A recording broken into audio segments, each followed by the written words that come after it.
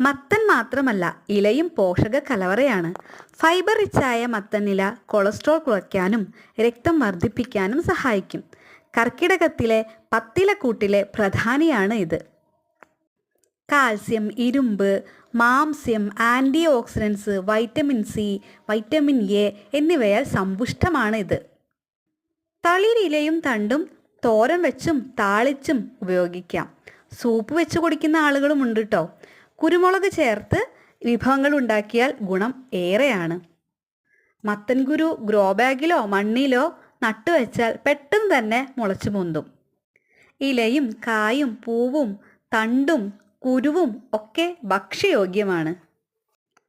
മത്തനിലയിൽ മത്തി ചുട്ടും കുടപ്പൻ കൂൺ ചുട്ടും കഴിച്ച കാലം പഴയ തലമുറയ്ക്ക് മറക്കാൻ പറ്റില്ല. ഈ കർക്കിടകത്തിൽ മത്തനിലയെ ഉപയോഗപ്പെടുത്താൻ മറക്കരുത് കേട്ടോ.